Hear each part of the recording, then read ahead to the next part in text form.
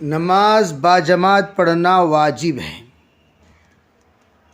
نماز جماعت کے ساتھ ادا کرنا یہ ہر حال میں ضروری ہے۔ البتہ کچھ وجوہات ہیں جن میں فقہاء کرام نے اجازت دی ہے کہ آپ جماعت کی نماز چھوڑ کر آپ بعد میں نماز ادا کر لے سکتے ہیں، اس لیے کہ یہ تقاضا اس تقاضے پر مقدم ہے۔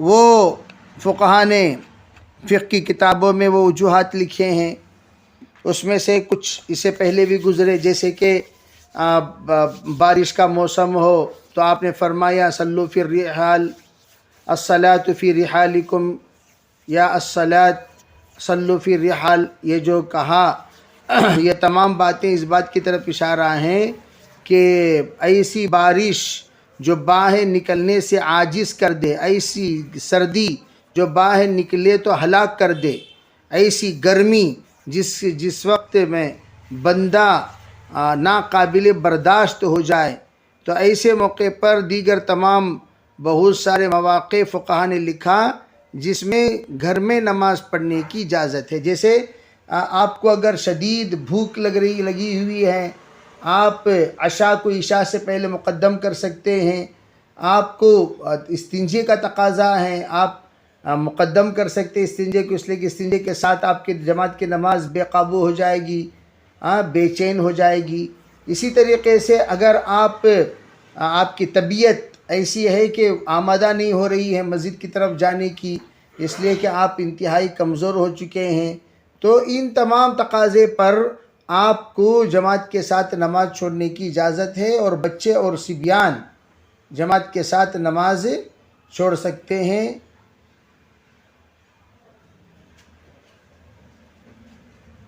اور ان کے علاوہ کسی کو اجازت نہیں ہے، یہ بات بتائی۔ دوسری بات کیا فرماتے ہیں؟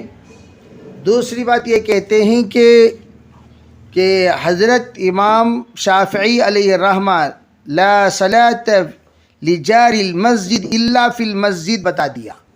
کیا مطلب؟ مسجد کے پڑوس کو مسجد کے علاوہ کہیں بھی نماز پڑھنے کی اجازت نہیں ہے، یہ فرمایا حضرت نے۔ تو کیا مطلب ہوا؟ عربی مسجد کا اگر کوئی پڑوس ہے تو وہ مسجد ہی میں نماز پڑھے گا۔ امام صاحب فرماتے ہیں اگر یہ تمام اعذار ہیں تو وہ مسجد کے علاوہ گھر میں بھی نماز پڑھ سکتا ہے، اگر اعذار ہوں تو۔ اور یہ عذر یہ کوئی آپ علیہ السلام کوئی فقہا کا بنایا ہوا عذر نہیں، خود آپ علیہ السلام کا بیان کردہ عذر ہے۔ جیسے کہ آپ کو اگلی روایت میں یہ بات ملے گی کہ آپ علیہ السلام نے فرمایا بچے ہوں، بوڑھے ہوں، معذور ہوں، تو ان کے علاوہ جو بھی گھر میں ہوں دل یوں چاہتا ہے کہ ان کے گھر کو جلا دوں، راکھ راکھ کر دوں۔ تو یہاں روایت دیکھیے، حسن فرماتے ہیں کہ اگر ماں بھی منع کرے، یہ ماں کا ذکر کیوں آیا؟ اس لیے کہ اللہ کے منع کردہ کے بعد جس کے منع کی حیثیت شریعت نے قابل اطاعت قرار دی ہے، وہ ماں کا منع ماں کی ممانعت ہے۔ یعنی ماں اگر کسی چیز کو منع کرے، اس کی حیثیت اگر شرعی اعتبار سے اس کی اجازت ہے تو بالکل واجب ہے کہ ماں کے منع کردہ چیزوں سے آپ رک جائیں۔ یہاں تک کہ اگر نکاح کے معاملے میں ماں کہتی ہے کہ بھئی یہ لڑکی پسند نہیں ہے، یہ لڑکی قبول نہیں ہے، یہ لڑکی بہو بننے کے لائق نہیں ہے، یا بہو بنانے کو میں تیار نہیں ہوں، تو آپ کو ماں کی بات مان لینا پڑے گا۔ یہ ہاں البتہ بعض چیزوں میں فیصلے کی بات ہوتی ہے، سمجھداری کی بات ہوتی ہے، عقل مندی کی بات ہوتی ہے، وہاں پر آپ ماں کو رائے دینے کی اجازت ہے، اور دیگر معاملات میں اجازت نہیں ہے۔ اسی میں سے یہ لا طاعۃ لمخلوق فی معصیۃ الخالق، اس معاملے کو مد نظر رکھتے ہوئے یہ بات فرما رہے ہیں اگر جماعت کے ساتھ نماز پڑھنے کو ماں منع کرتی ہے، وہ بھی عشاء میں، بیٹا رات کو مت جاؤ، اندھیرا ہے، یہ ہے وہ ہے، لم یطعھا، تو ان کی بات نہیں مانی جائے گی۔ یہ بات بتائی گئی۔ آگے روایت دیکھیے، اس ذات کی قسم جس کے قبضے میں میری جان ہے، میں یہ ارادہ کرتا ہوں کہ کیا کروں؟ کہ کچھ نوجوانوں کو یہ حکم دوں کہ وہ لکڑیاں جمع کریں. یہ نسخے میں دیگر 5 اعتبار سے یہ الفاظ بروی ہیں، 5 اعتبار سے. لیحتب یا لیحتب یا یتحتب یا یحتب یا یتحتب فیتحتب فیحتب، یہ پورے باتیں ہیں. تو اس کا مطلب کیا؟ یعنی جمع کریں.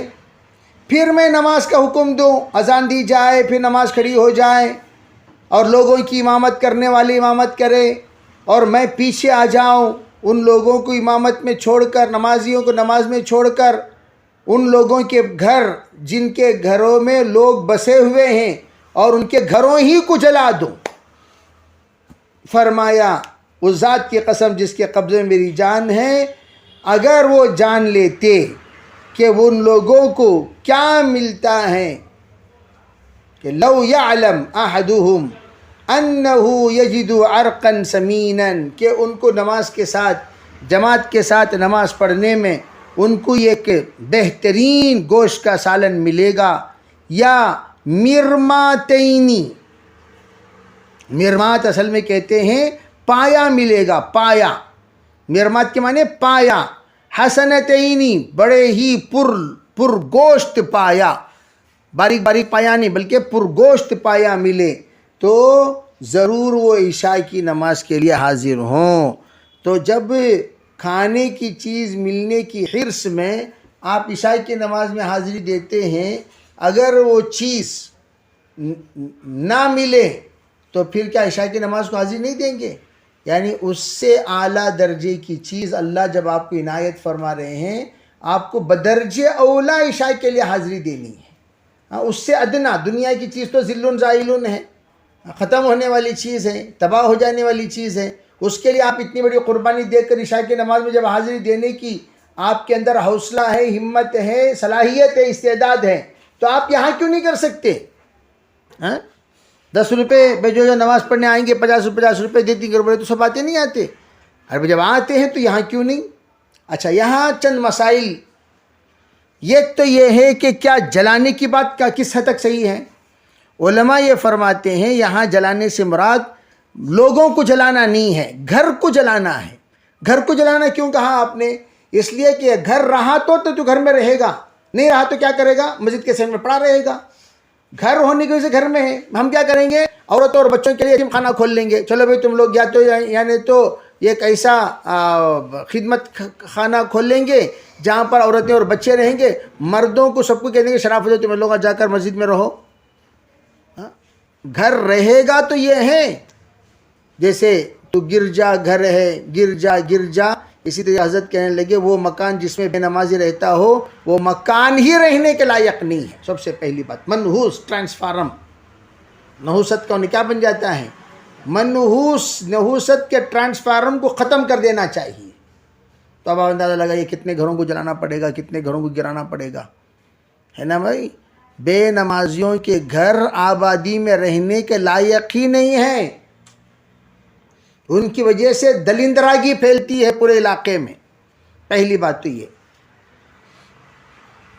دوسری بات، آپ علیہ الصلاۃ والسلام نے جو یہاں شدت کے ساتھ آپ نے جو فرمائی وہ لکڑی کے بارے میں، یہ اصل میں جہنم کی طرف اشارہ ہے. ما سلککم فی سقر، جہنم میں کون آ کر ڈال دیے بھئی آپ کو؟ کیسے تم لوگوں کا ٹھکانہ جہنم بن گیا؟ ارے جہنم میں کیسے آ گئے؟ تو کیا کہیں گے؟ لم نکن من المصلین، لم نکن من المصلین، ہم جماعت کے ساتھ نماز نہیں پڑھتے تھے. اس کا ترجمہ کیا ہو گیا اس حدیث کے اعتبار سے؟ ہم جماعت کے ساتھ نماز نہیں پڑھتے تھے، جان بوجھ کر جماعت چھوڑتے تھے. ایک بات یہ ہے. تو حضور کیا فرمایا؟ گھر میں آگ لگا دوں، کیا مطلب؟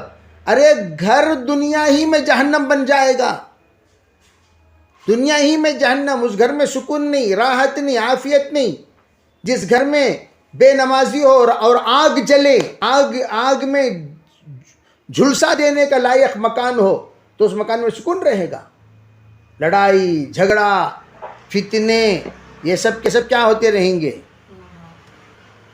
یہ فرمایا جی. باب فضل صلاة الجماعة وقال الأسود إذا فاتته الجماعة ذهب إلى مسجد آخر. نماز اگر چھوٹ جاتی تھی تو کیا کرتے تھے بھائی؟ نماز کی فضیلت کیا ہے؟ نماز کی جماعت کے ساتھ نماز پڑھنے کی فضیلت بہت زیادہ ہے. کہیں 27 گنا بتایا، کہیں 26 گنا بتایا، جیسے کہ روایتوں میں یہاں 27 درجات کے 25 درجہ بتایا مختلف اعتبار سے. یعنی دیکھو گنتیاں نیکی کی بتا دی گئیں، درجات بتا دیے گئے، وزن نہیں بتایا گیا. وزن اخلاص پر موقف ہے. وزن ارے لا الہ الا اللہ پہ اتنی نیکیاں ملیں گی ٹھیک، لیکن وہ نیکیوں کا وزن کیا ہوگا؟ ارے وہ بھی تو اصل چیز ہے. جو جتنا اخلاص کے ساتھ عمل کرے گا اس کی نیکی کا وزن اتنا ہی بڑھتا چلا جائے گا. بھئی بعض چیزیں ایسی ہوتی ہیں، ارے بھئی وہ ہوتی ہیں 100 کے برابر، ایک ہے 100 کے برابر، ایک ہے 50 کے برابر، تو نیکی تو ہے. وہ نیکی کا وزن کیا ہے؟ وہ وزن پتہ چلے گا آخرت میں. اور یہاں حضرت اسود جب کوئی کہیں نماز چھوٹ جایا کرتی تھی، دوسری مسجد جہاں جماعت مل سکتی ہے وہاں جا کر پڑھتی تھی. جی. وجاء انس بن مالك رضي الله عنه الى مسجد قد صلي فيه فاذن واقام وصلى جماعه وبه قال حدثنا عبد الله بن اسی بات کو رکھ کر غیر مقلدین جماعت ثانی کے قائل بن جاتے ہیں. حضرت انس تشریف لائے اور نماز ہو گئی تھی، آپ نے اذان بھی دی، اقامت بھی کی، جماعت سے نماز بھی پڑھی. اچھا آپ ذرا دیکھیے آنے والی شخصیت کون ہے؟ انس بن مالک. ذرا سوچنا یہ ہے کہ انس بن مالک مقام میں رہ کر نماز چھوڑ سکتے ہیں؟ یا تو آپ سفر سے آئے، یعنی تو اللہ کے رسول کے حکم سے کسی کام پر گئے ہوئے تھے. نمبر 3، یا آپ کو ہو سکتا ہے کہ آپ کی خدمت میں رہتے ہوئے نماز کی اطلاع نہ ملی ہو. بھئی آپ کی اتنی دور وہ خدمت میں چلے گئے تھے کہ نماز کی اطلاع آپ کو نہیں ملی، پھر آ کر دیکھے تو نماز ختم ہو گئی. تو جان بوجھ کر تو نماز چھوڑا نہیں آپ نے.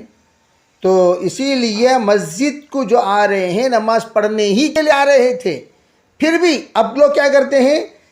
اول جماعت چھوڑ کر ثانی جماعت کا اہتمام کرتے ہیں. اول جماعت چھوڑ کر ثانی جماعت کا اہتمام کرتے ہیں. بعض پاگل لوگ ثانی جماعت ہی کے لیے آتے ہیں. اب ایک مسئلہ آیا سعدیانیوں کا ایک مسئلہ آیا. وہ لوگ ایک مسجد میں جان بوجھ کر ظہر، عصر، مغرب، عشاء ثانی جماعت بنا کر پڑھ رہے ہیں.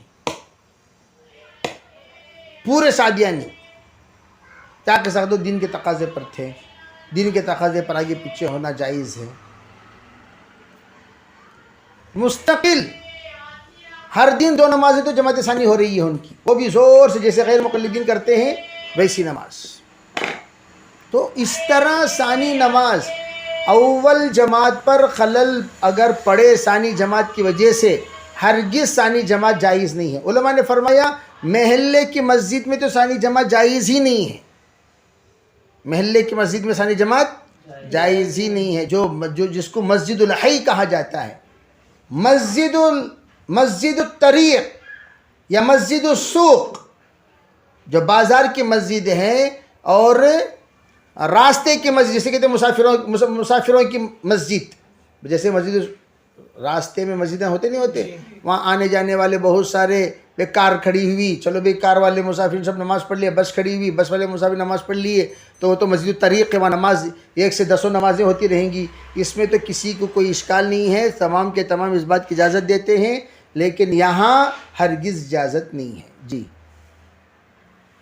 وبه قال حدثنا عبد الله بن يوسف قال اخبرنا مالك عن نافع عن عبد الله بن عمر رضي الله عنهما وعنه ان رسول الله صلى الله عليه وسلم قال صلاة الجماعة تفضل صلاة الفرد ب27 درجة. وبه قال حدثنا عبد الله بن يوسف قال حدثني الليث قال حدثني يزيد بن الهادي عن عبد الله بن خباب عن ابي سعيد رضي الله عنه انه سمع النبي صلى الله عليه وسلم يقول صلاة الجماعة تفضل صلاة الفرد ب25 درجة. وبه قال حدثنا موسى بن اسماعيل قال حدثنا عبد الواحد قال حدثنا الاعمش قال سمعت ابا صالح يقول سمعت ابا هريرة رضي الله عنهما يقول قال رسول الله صلى الله عليه وسلم صلاة الرجل في الجماعة تضعف على صلاته في بيته وفي سوقه 25 ضعفا، وذلك انه اذا توضأ فاحسن الوضوء ثم خرج الى المسجد لا يخرجه الا صلاته لم يخطو خطوة الا رفعت له بها درجة وحط عنه بها خطيئة، فإذا صلى لم تزل الملائكة تصلي عليه ما دام في مصلاه اللهم صل عليه اللهم ارحمه ولا يزال أحدكم في صلاة ما انتظر الصلاة